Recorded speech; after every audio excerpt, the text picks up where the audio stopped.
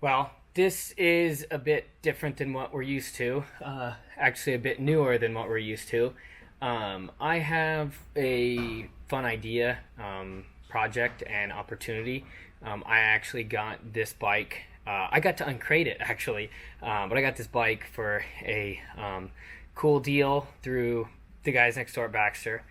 Jeremy and I have been talking about something for a while, and I finally kind of got the chance to do it. I've had this bike for a while, just been sitting waiting, and for various reasons, I'm taking a break from the shop rod, and I'm going to do this bike. The people from Royal Enfield are going to be visiting Baxter Cycle here in a while, a couple months I think, somewhere in there, and I thought it'd be fun to have this project done by that time. I am basing it off of, or my inspiration is a shop in, I think, the Philippines. I should look before I even talk about it, but it's a cool little shop. It's called OK Easy, but they cut up an Interceptor and did a really cool job.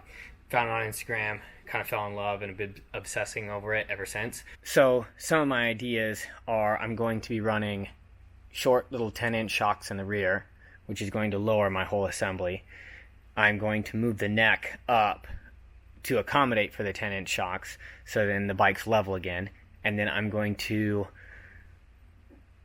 with that neck kind of raised, I'm going to then have a new backbone. It'll actually be a tubular backbone from the neck down to here, where I'll cut this out here and probably somewhere on the other side, wherever it lands.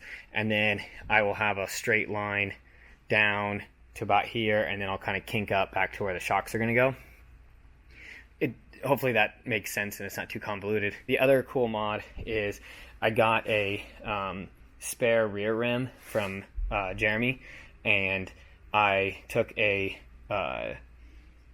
front hub and had the front hub laced to the rear rim. So I'm going to mount that, so I'll have this big chunky front wheel. I will run the same tires front and rear, and so it should kind of have a cool look. Because this video is going to be kind of compiled all in one over probably a few weeks, I would guess, I'm not going to film every second because it can only be so long where people are going to watch it. But I did want to show, these are just those 10-inch, I think they're like Honda Rebel or Shadow shocks. They're cheap. I go to all the time. They're, for what you get, they're awesome. Anyway, little 10-inch shocks, but you can see, you know, if somebody wanted to lower their Interceptor, you can run those, and it does get it kind of nice and down in the dirt. You would have to do some modifications. This is dangerously close, I would say. So you'd probably want to cut that out. But looking at this, it'd be really cool if somebody cut this here and then did like a brat tracker style like kick up hoop.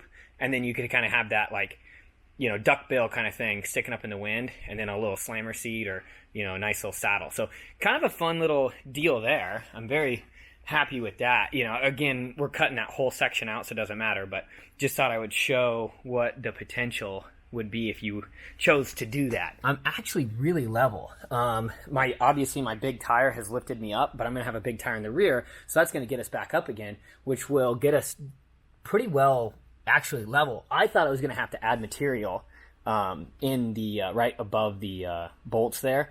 I thought I was going to have to add like a couple inches there to kind of get everything back to where it was. I don't know what the last update was. I should have went back and looked at it. So we're just going to jump in to where we're at.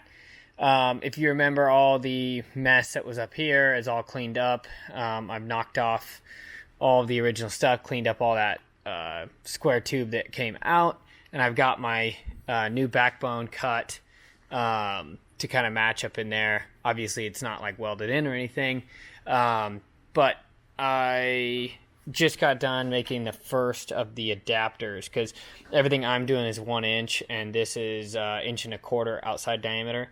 And so I've got this big chunk of 1.25 inch steel, and so I'm using it to waste a bunch of material to make this little adapter bung, whatever you want to call it. And so it actually fits in the frame like way too tight, and so it's like I can get it in, but I'm gonna have to like pound it in. But the same goes for the inside diameter. It's too tight on the tube. I can get it started, but I'm afraid it's not going to come back off. It'll go from the inch and a quarter to this little adapter ring, which will have that nice little radius there, and then the tube. So it'll look fine. It's all going to get painted black. It'll, you know, blend in with just the same as everything else on this frame. But my rear tire came in, so I can do that. I don't think I've shown how much I've cut away at this, but these are just kind of flopping around right now because I need to get this was important because if we go on the other side, the fuel rail, the plug-in comes straight up, which is super inconvenient, but there's nothing I can really do about that. And so because this came straight up and the backbone was so high to miss this, plus then you have to imagine the pipe coming, or the plug coming in on it. Didn't like that. So what I decided to do was I notched this out. I was going to get the camera out, but I was really getting a lot done, and such a time crunch on this thing. I did not want to waste time with the camera. But essentially I just took another chunk of that pipe and another chunk of that tube, and I notched this out, welded that in place, and then cut it all out, and then finish welded it, and then I sanded it all. I did have to go back and kind of touch up some spots that I didn't get perfect penetration on, just because I was so deep where the two tubes were matching up. But I'm happy with how that turned out, so that'll give us full access to this spigot off the fuel rail. So that's where this backbone's going to sit. And then I'll need to obviously lower these down. I've got the notch pretty well started, but it's going to sit, you know, straight on like this. This is a intake that is custom made by a guy up in Minneapolis. He's going to make me a faceplate. I'm borrowing the one from next door. Jeremy at Baxter Cycle had this one, and so he let me borrow it to make sure everything was going to fit. I didn't want anything to touch or get in the way. There's says Baxter Cycle in it. Mine's going to have a pattern in the front, but I've already got Tyler on that for me, so that's going to be really cool. He's also the one that makes the deep sump I'm going to be putting on this. But yeah, that kind of gives you an idea of the lines. Okay, so now I have two matching adapters. I have one other one I made, but the radius kind of got off, and so I've got these two that are actually the exact same. So I just final bored the inside diameter to that. Okay, so I've got these just slid in. They'll have to be fully welded, obviously, but they were what keeps this centered. I've got them coming up, kind of match the angle. I almost cocked them forward a little bit, but I didn't want to be getting too close to throttle body.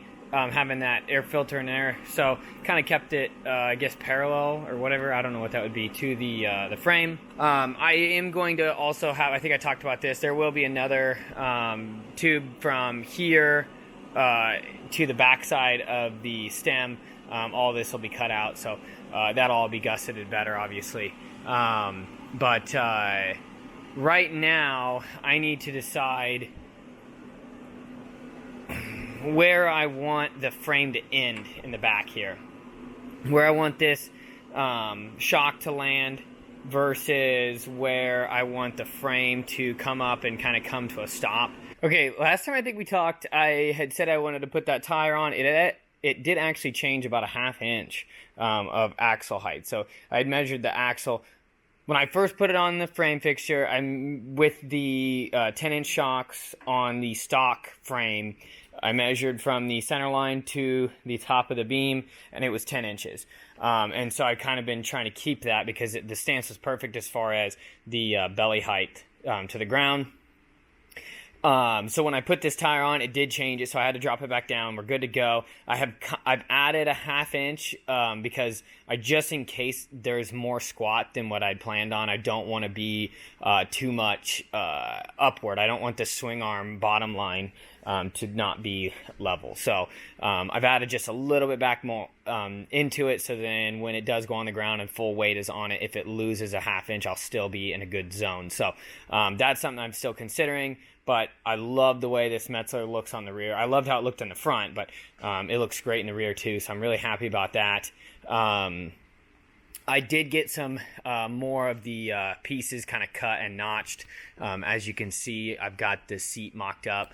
The tank's pushed kind of forward because I'm struggling with, I made that notch on the down tube, or I'm sorry, the backbone, to accept the fuel rail plug-in. And so I didn't really plan on the fact that it's got to come in from somewhere. So I'm kind of playing around with spacing here. I'm going to run a 90-degree fitting onto the actual fuel rail, so then that will give me some more room to work.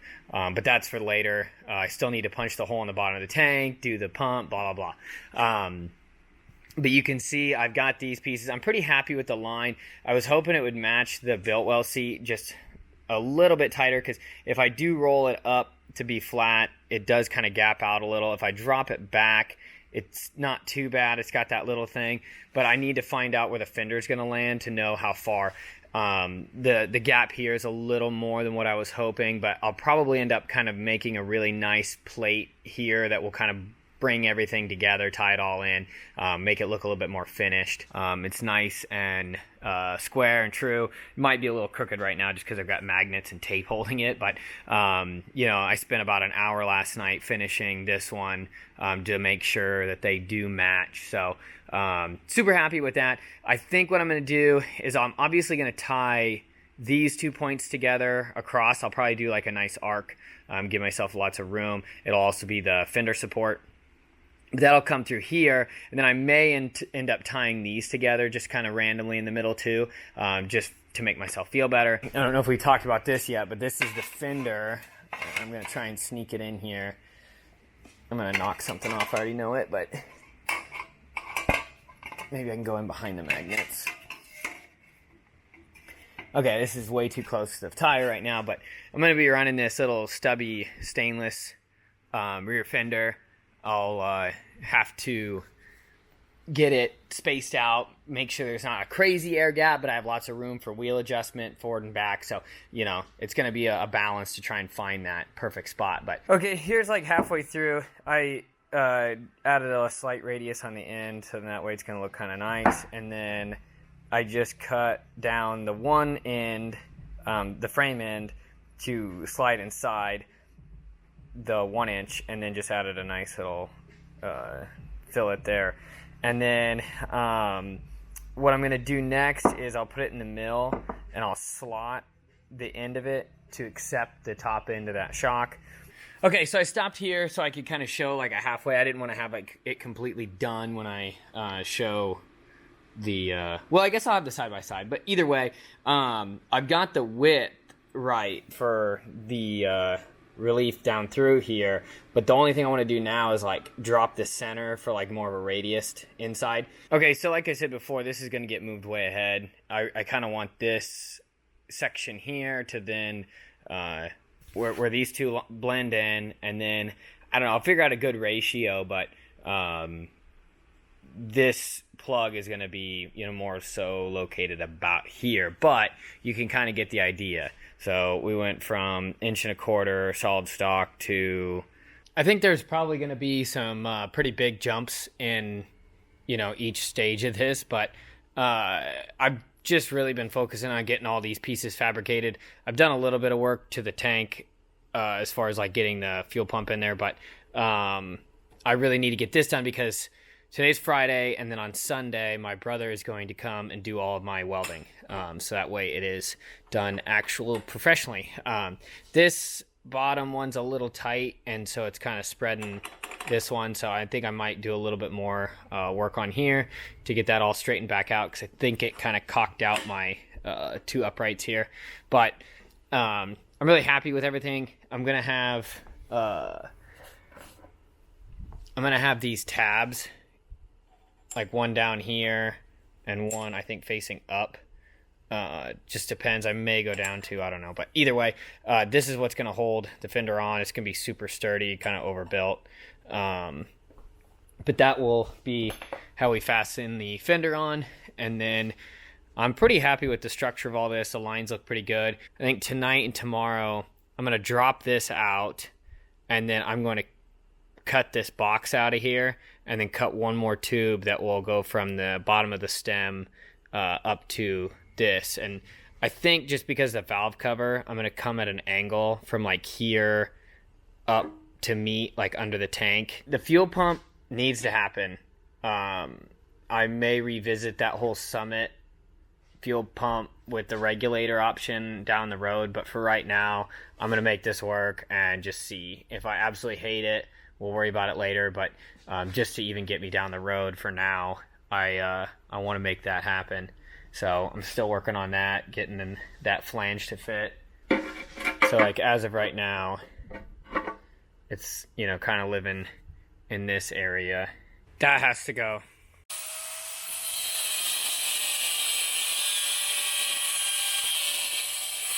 Okay, so I was really hoping... Oops. Save the little VIN tag. The actual number is stamped into the neck here, so I will be very, very careful not to touch that. But I didn't want to groove into any of the other steel because I'm leaving all that behind. There's a nice little gusset in here, so that's kind of cool. And then I will be continuing this cut all the way around to the other side. So the neck will then just come down, and then there will be a tube from the bottom here up to here like we talked about. So that way it's like kind of more open and skeletonized, a little more vintage looking. I just really don't like this like boxed in plate because it is just a piece of stamped steel. Totally strong, totally okay. Like I have nothing against that. It just doesn't look as good. I had kind of considered just doing like pretty much this and just windowing it, but I didn't want there to just be like these flat plates on the bottom.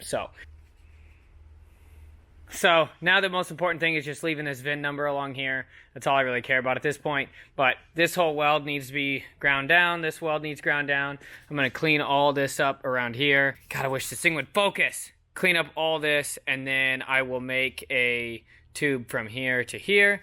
I haven't decided if I'm going to do the 1.25 inch or if I'll do 1 inch. I may even have 1.5 inch or whatever this is. Or no, this 1.5 inch. This I think is like 1.25 inch. Either way, I don't know what I'm going to use yet, but whatever looks the coolest, I will use. I have been trying to go back. I've got this cope is filed. This one's been filed. This one's been filed. I'm trying to get everything to fit really, really tight and smooth. This needs filed. This is not the cleanest union in here, so I want to get all that fitting tighter. And then, yeah, I've got all day today to get ready for my brother to weld tomorrow. Okay, so everything's knocked down. You can kind of see the faint line here where I went a little deep and touched the actual stem. Same with over here. This one I'm actually really frustrated. That's a lot deeper than what I thought. But I'll use some filler and get all that in.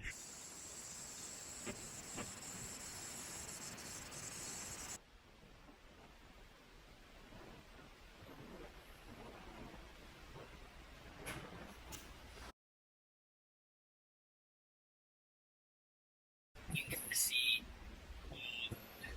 different joints where this is across this and obviously the wheel looks great. Obviously, the things you can see.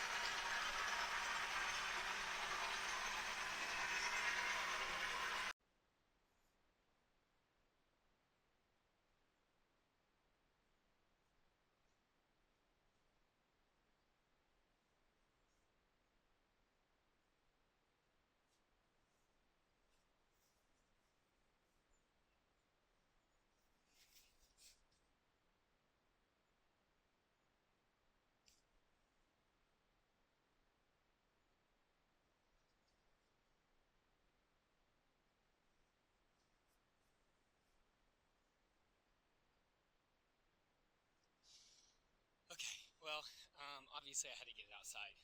I've been waiting. I mean, ever since I had all this taped together, I've been wanting to get this thing outside so I could get that front wheel on it and look at it from a distance.